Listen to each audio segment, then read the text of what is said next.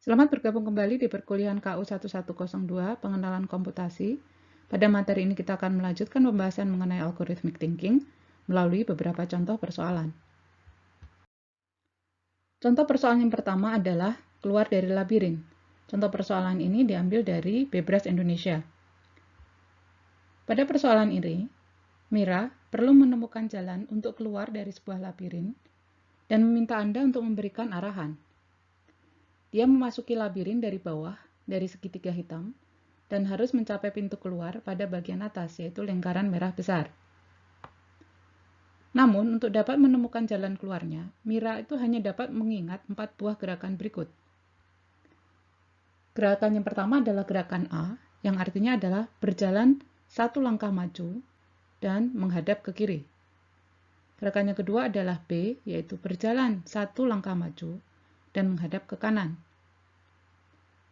Gerakan yang ketiga adalah C, yaitu berjalan 2 langkah maju dan menghadap ke kiri.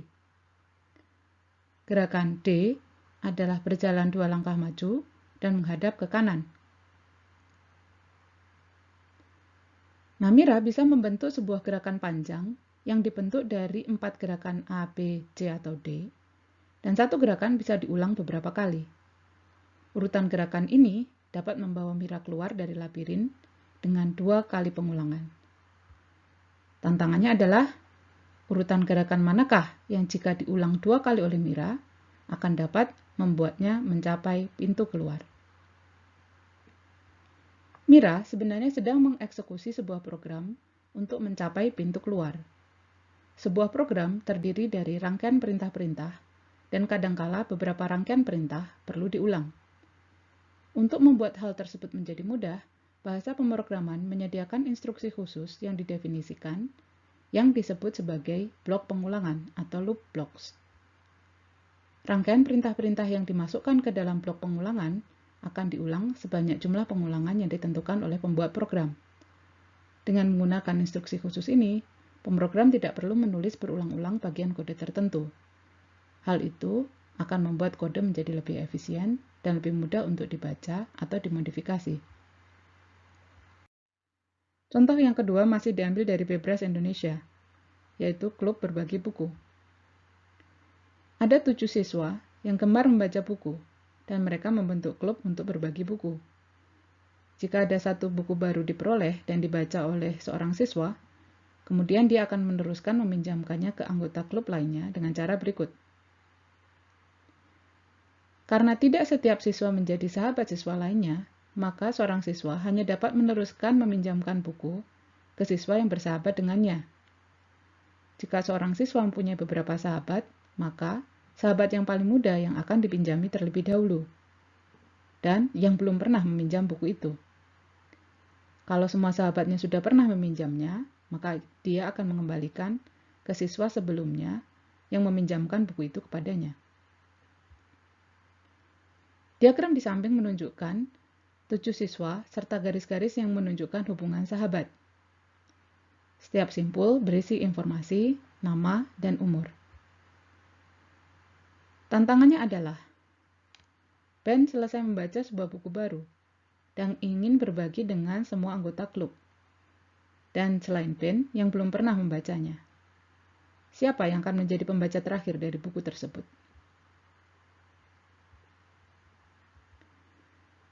Kebanyakan dari data yang digunakan di dunia nyata saling berhubungan.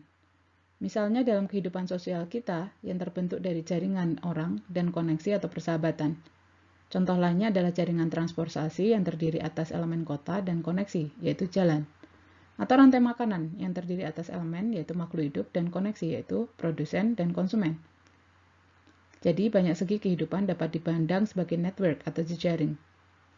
Untuk menggambarkan jejaring, komputer scientist menggunakan graf sebagai struktur data yang menggambarkan rangkaian dari hubungan. Untuk menganalisis graf tersebut, ada bermacam-macam algoritma yang dapat dipakai untuk mengevaluasi berbagai hal. Salah satu algoritma yang terkenal adalah depth first search. Algoritma tersebut digunakan untuk mencari struktur data di dalam grafik dalam urutan tertentu. Ini sangat berguna untuk menghitung komponen dalam grafik, misalnya ada beberapa komponen grafik yang berhubungan. Depth first search dapat digunakan untuk mencari elemen yang terhubung pada suatu titik pangkal. Kalau elemen yang dicari sudah ditemukan, proses yang sama dapat diulangi untuk elemen yang lain. Cara melacak dalam sistem peminjaman buku dalam tantangan ini mirip dengan sistem pencarian depth first search. Kita akan melihat kembali algoritma depth first search ini dalam kajian pengantar intelijensia buatan. Contoh-contoh yang dibahas sebelumnya mendekati persoalan dunia nyata yang sebenarnya, yang harus dipecahkan oleh manusia dengan memanfaatkan komputer.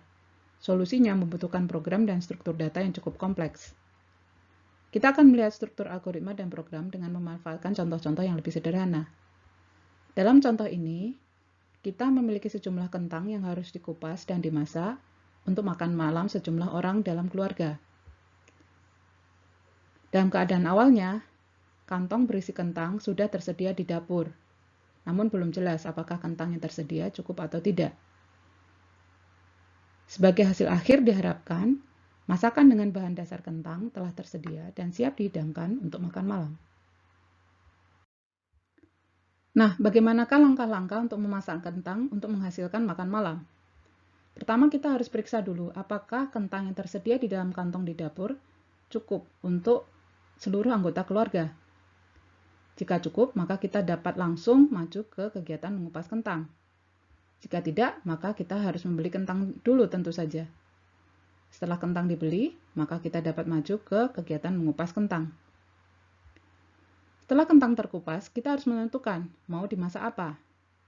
Apakah digoreng, direbus, atau dibuat sup. Langkah terakhir ini adalah pilihan yang akan menentukan jenis masakan kentang apa yang akan tersedia untuk makan malam hari ini. Berikut mengekspresikan memasak kentang untuk makan malam dalam bentuk pseudocode. Pertama, kita akan periksa apakah kentang tersedia atau tidak melalui instruksi cek kentang tersedia. Nah, beli kentang akan dilakukan jika pemeriksaan terhadap ketersediaan kentang memberikan jawaban tidak. Pada titik ini kita akan memastikan bahwa kentang sudah tersedia, apakah harus dengan cara membeli kentang dulu atau memang dari awal kentangnya sudah tersedia. Selanjutnya kita mengupas kentang. Setelah kentang terkupas, kita menentukan pilihan. Apakah pilihan masakannya adalah goreng? Jika ya, maka goreng kentang. Jika tidak, maka pilihannya adalah bisa rebus. Jika ya direbus, maka rebuslah kentang. Namun jika bukan goreng atau rebus, maka berarti pilihannya adalah membuat sup. Memasak kentang untuk makan malam dapat kita ekspresikan juga dalam suatu flowchart. Langkah pertama yang kita lakukan adalah memeriksa apakah kentang tersedia atau tidak. Jika kentang tidak tersedia dalam jumlah cukup, kita harus membeli kentang terlebih dahulu. Jika kentang telah tersedia, maka kita dapat melanjutkan aktivitas untuk mengupas kentang. Setelah kentang terbeli, kita juga melanjutkan ke aktivitas mengupas kentang. Jika kentang sudah terkupas dalam jumlah yang cukup, maka kita menentukan mau dimasak apa. Apakah digoreng, sehingga kita melanjutkan dengan aktivitas menggoreng kentang, atau direbus, sehingga kita melanjutkan aktivitas merebus kentang, atau membuat sup, sehingga kita melanjutkan aktivitas membuat sup. Salah satu dari 3 pilihan tersebut akan mengakhiri langkah-langkah untuk memasak kentang dalam rangka menyediakan makan malam. Contoh kasus berikutnya adalah perbaikan jam dinding. Misalnya kita menemukan jam dinding tidak menunjukkan keadaan waktu yang tepat. Kita menginginkan keadaan akhir di mana jam dinding menunjukkan waktu yang tepat. Untuk dapat mengubah dari keadaan awal menjadi keadaan akhir, kita bisa melakukan beberapa hal berikut. Yaitu pertama, jika jarum tidak bergerak, maka kita bisa mengganti baterainya. Atau jika jarum masih bergerak, berarti baterai masih memiliki tenaga, maka kita tinggal melakukan perbaikan letak jarum jam. Berikut diberikan solusi perbaikan jam dinding yang pertama dalam bentuk flowchart. Pertama, kita periksa dulu apakah jarum bergerak atau tidak. Jika ya, maka perbaiki letak jarum panjang dan pendek dalam jam pada lokasi yang tepat. Selesaikanlah persoalan ini. Jika jarum tidak bergerak, maka kita perlu mengganti baterainya. Maka selesailah juga persoalan ini. Apa yang salah dengan solusi ini? Solusi ini tentu tidak tepat, karena hanya dengan mengganti baterai baru saja tidak cukup. Kita harus juga memperbaiki letak jarum jam sehingga jam akan menunjukkan waktu yang tepat. Sebagai perbaikan dari solusi yang pertama, maka setelah melakukan penggantian baterai baru, maka tidak langsung selesai, tetapi melangkah dulu ke perbaikan posisi jarum jam, sehingga jam menunjukkan waktu yang tepat. Bagaimana jika setelah 2 hari kemudian jam kembali menunjukkan waktu yang tidak tepat?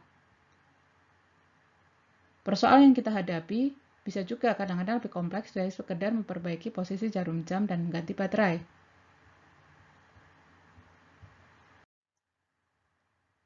Maka misalnya kita bisa menambahkan langkah pemeriksaan setelah 2 hari apakah jam masih tepat atau tidak. Jika tidak, berarti baterainya masih ada masalah, maka perlu diganti. Maka ulangi kembali langkah mulai dari penggantian baterai baru sampai perbaikan posisi jam, dan cek kembali 2 hari kemudian. Nah, jika waktu yang ditunjukkan sudah tepat, berarti masalah terselesaikan. Dalam kasus ini, kita sudah mempelajari 3 control structure sekaligus.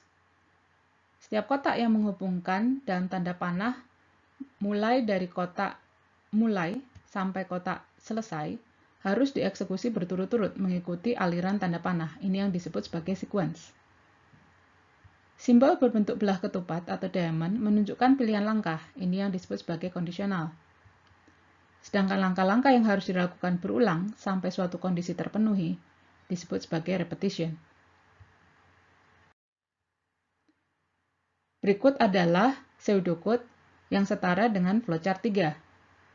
Kita menggunakan instruksi if, then untuk kondisional, serta menggunakan instruksi repeat, until untuk pengulangan. Pada contoh ini, Johnny mempunyai 8 buah foto. Dia ingin memberikan salah satu foto ke Bella. Maka dia menanyakan ke Bella beberapa pertanyaan untuk bisa mengetahui foto mana yang dia inginkan.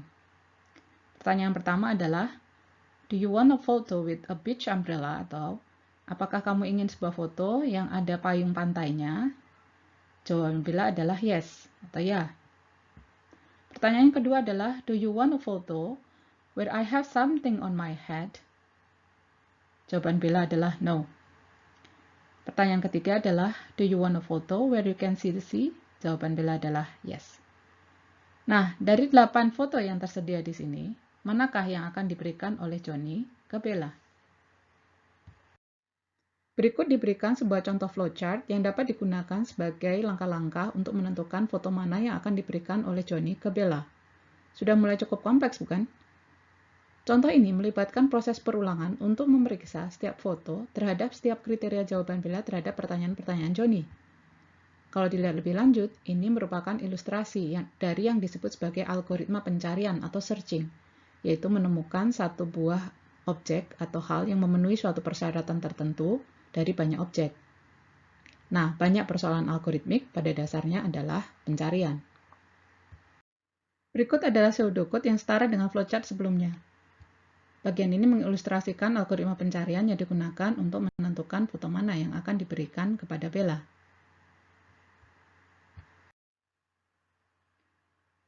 Contoh berikut kembali diambil dari Bebras Indonesia. Patra tinggal di desa Beverly. Dia ingin mengundang teman-temannya untuk merayakan ulang tahunnya. Namun, dia hanya mengundang teman-teman yang tinggal tidak lebih dari 20 km dari rumahnya agar mereka tidak kemalaman pulang. Jarak rumah teman-temannya dimunculkan sebagai angka dalam peta berikut. Tantangannya adalah, untuk teman-teman yang diundang dan rumahnya berjarak lebih dari 17 km, akan disediakan jemputan. Tentukan teman-teman Patra yang akan dijemput. Sebagai tantangan tambahan, coba tuliskan langkah-langkah Anda untuk mendapatkan solusi tersebut dalam bentuk flowchart atau pseudocode. Dapatkah Anda mengeneralisasi langkah-langkah algoritmik tersebut sehingga bisa digunakan untuk peta-peta yang lain? Jarak paling pendek dari desa Beverly ke setiap desa lainnya dapat diperoleh dengan menjumlahkan jalur antara desa-desa yang dilalui untuk setiap rute yang mungkin, dan menentukan rute yang jaraknya paling minimal. Hanya desa dengan jarak yang lebih kecil dari 20 km yang akan dicatat. Urutan mulai dari paling dekat sampai paling jauh dicatat untuk meyakinkan bahwa semua sudah diperiksa. Masalah ini adalah masalah klasik yang disebut sebagai shortest path problem. Salah satu algoritma yang dapat digunakan untuk memecahkan persoalan sejenis ini dinamakan Dijkstra algorithm. Sekarang waktunya memeriksa apakah solusi-solusi Anda terhadap beberapa contoh yang belum diberikan solusinya sudah tepat. Terima kasih. Pada bahasan selanjutnya, kita akan melihat pengantar terhadap apa yang disebut sebagai bahasa pemrograman.